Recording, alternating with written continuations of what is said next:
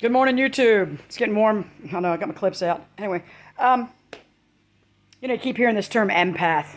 I'm an empath. Oh my God, I'm an empath. I'm a star child, or whatever it is, or indigo child, or all that stuff that got all mixed up in the New Age and all this stuff, and oh, it's narcissists against empaths, like we're special. We're a breed. It's like, well, I don't know that we're a breed. People, when told, my story and situation, what I'm like, oh, you're an empath. And, really? Because I don't know. Star Trek, The Next Generation had this character. God, what was her name? Anyway, she had long black hair.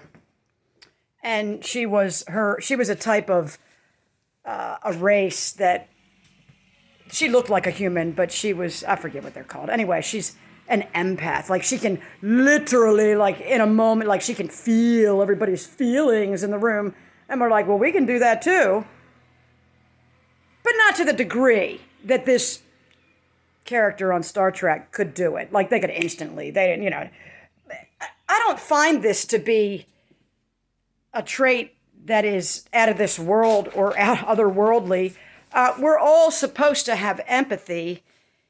And I understand that some people have more than others, and they have the ability to have more than others, or they're less. I think a lot of times people are plenty empathetic if they had the time to hear the story of the person that has the plight or whatever needed empathy.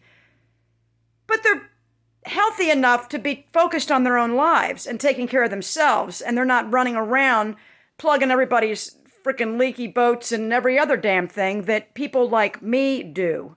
Which really, this is the whole thing behind the codependent, which is a terrible word, as I've discussed. We're not a different, or only humans empathic, and the creatures that we see walking around that have no empathy, zero empathy whatsoever, are the malignant or whatever, narcissist, the covert, whatever they are. Maybe they're soulless. I don't know. But what I wanted to point out and what I wanted to say about this is, so you've been victimized by a narcissist, and probably, and more often more than one. Because if you were raised by one, you're going to go to them routinely throughout your life. You're just going to get fucked up your whole life, basically. So don't fall into that new age thinking that you're super special and you're from Pallades or whatever. Come on now, stop. Don't go the other way we're already living in a way that is inauthentic because we're giving to everyone without giving to ourselves. And then we're accused of being narcissistic because we do that. Because, well, that's the way you're a narcissist. You just want everyone to think you're fucking great, but you're not. Look, you're not a super duper special in any particular way other than anybody else. We're all normal people that were programmed to give and not take, and that's all there is to it. You're not an empath. You're not a special thing. You're special to those that love you, that actually love you. You're special to your creator. He loves you. She loves you. However you want to see it. But I think avoid that trap, because then isn't that kind of arrogant? I'm so much better. I'm an empath.